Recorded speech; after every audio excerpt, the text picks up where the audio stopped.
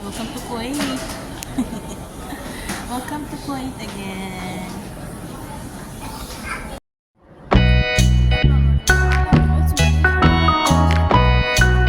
Noab?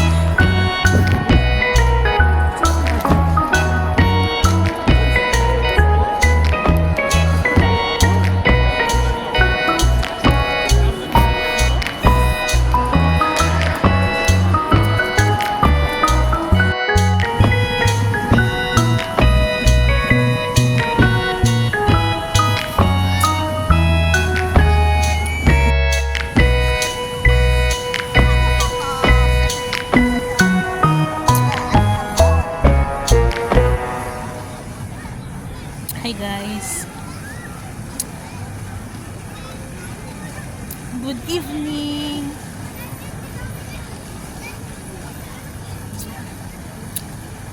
Leftover.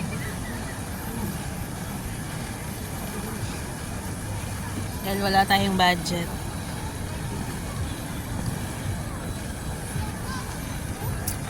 Salamat.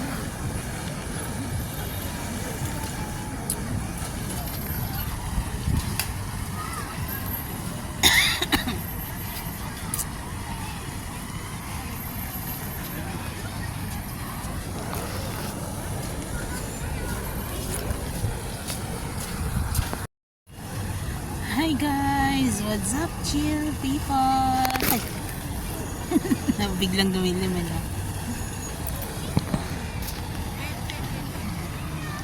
Andito ako ngayon sa Kuwait guys. For today's video, madilim ang ating paligid. Yeah. Ginawa kong ilaw. Taran! I have an extra phone. So, yun yung ginawa kong ilaw para makagawa ako ng video. Andito kami sa Marina World. Yung Marina World ng Kuwait. Last time dito din kami. Madilim din yun. God, sakit pa din. Alam niyo ba yung ngipin ko? Update sa ngipin ko.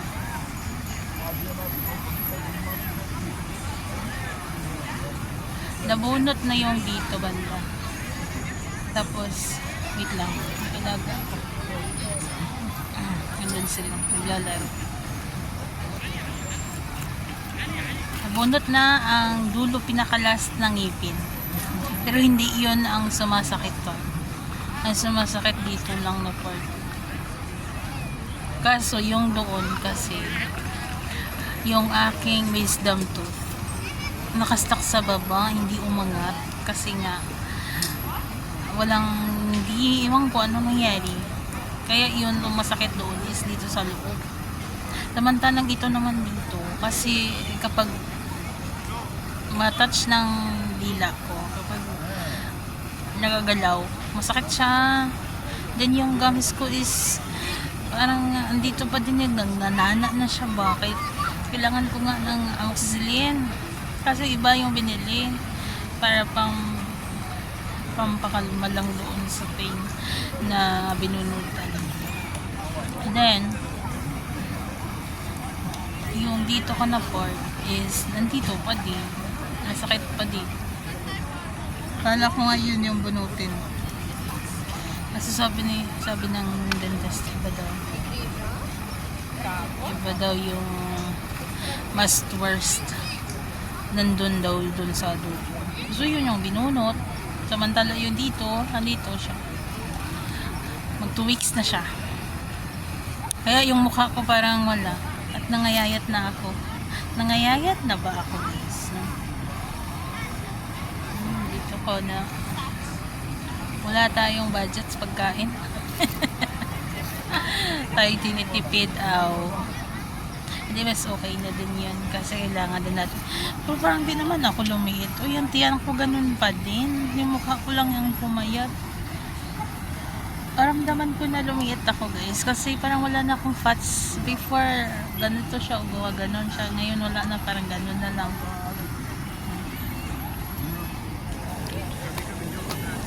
Pero okay lang yun.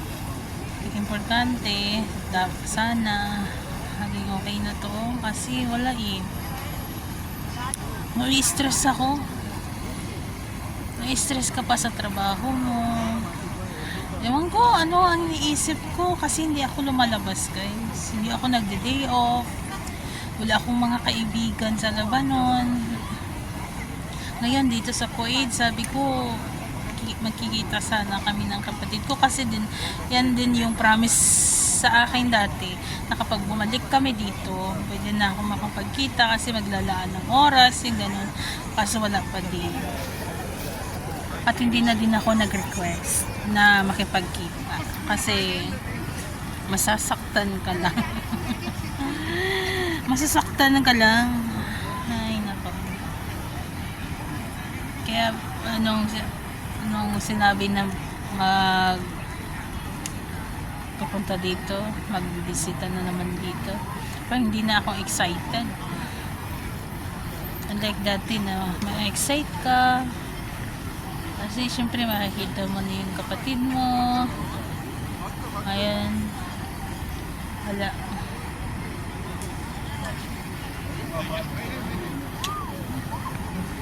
Ewan ko, I feel disappointed.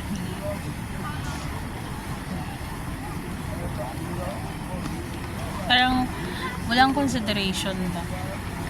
Dito nga yung papel mo pero hindi mo naman na-enjoy. Alam mo yun, yung dito ka nga naka-base tapos mapupunta ka dito pero yung hindi mo na-enjoy, bigyan ka man lang din sana na chance na gumala kasi sila enjoy na enjoy tapos ikaw wala eh.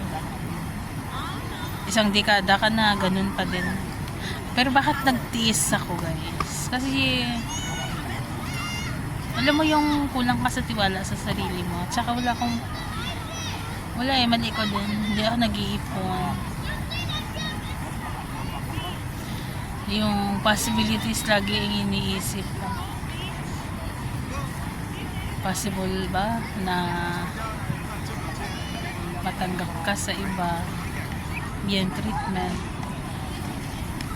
Ganun pa din ba? Yung mga tipong ganun.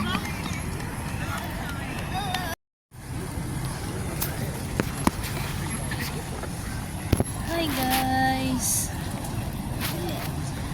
Andito ako ngayon sa Marina World. Dito sa Kuwait. At matatanaw dito guys yung dati naming tirahan. Bago kami pumunta ng Lebanon, dito kami nakatira. Sa building na to. Papakita ko sa inyo.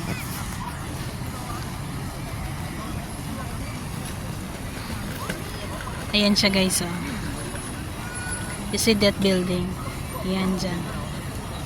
Yan. Yan na building. Yan, oh. Yan. Isa sa mga apartment na yan. Sa mga tawag na. Isa sa apartment ng building na yan. Dyan kami nakatara noon. At ano yung matatanaw mo pag nandyan ka sa building na yan, itong dito dagat na yan dyan, then mga yate, ayun, diba nag-iisa lang siya, no? Yeah, then sa likod niyan Old Souk Salmiya na, yeah, then yung dito kung saan ako nakaupo dito sa lugar na to, dito sa lugar na to nakakita ng Ikikita mo muna doon sa taas. Yan. Pero medyo malayo na. Malapitan lang kung titingnan, pero malayo siya, guys. Yeah. Nakikita itong Marina World. Even though yung Marina World pala to. Hindi, ano na ito? Marina Crescent. Ngayon ko lang na-realize. Kasi Crescent yung formation. Mula doon, di ba? Nakaformang crescent siya. So, andito ako ngayon, guys. Kapag nandito kami sa lugar na to.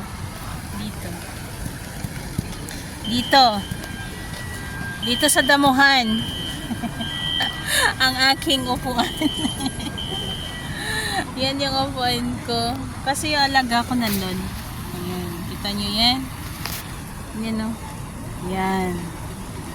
Yan sila sa mga bato-bato na yan. Diyan sila naglalaro. May fountain. O, diba? Yan. Diyan sila umikot-ikot. Takbo-takbuhan. So ako, dito ako nakaupo. Dito sa malapad na damuhan na to. Habang tinitingnan-tingnan ko sila. Yeah. Ganito ang routine namin kapag nandito kami sa Kuwait. Maganda kasi dito. Malamig. Ngayon, October, hindi gaanong malamig pa. Parang katamtaman pa lang yung klima. I mean, maaliwalas, makakapag-relax ka. Kaya maraming tao dito dumadayo. Maraming tao, punong-puno yung mga shops. Then that side, maraming tao din doon. Kasi dagat na yan nandun. May nagpipiknik. Yeah. At doon naman is hotel. Marina Hotel yata. Hindi ko alam. Hindi ko alam ano yan dyan. Basta hotel. Yeah. May mga palaruan yata yan doon sa dulo. Ayan yan dan is mga yate. Wala na yung yate dito oh. Yung dito. Dati, last namin napunta dito nung March is napuno yan ng yate. Yeah, hindi ko pa na-upload yata yung video na yun. Yung pagpunta namin dito. Ngayon wala na, tinanggal nila yung yate na malapit sa mga shops. Dito na lang natira. Yung mga doon sa gilid. Kasi ang pangit tingnan, wala nang view. At saka yung mga isda hindi na makakalangoy. Hindi na makikita. Ngayon okay na siya, nakikita na yung mga isda kapag tinatapunan mo ng pagkain. Ano tawag nun? Basta tinapay. Nalaga ko. So yan lang guys. So yan lang, update for today's video. Today is October 17. Time check is 9:40. Oh, diba? Thanks for watching. Night.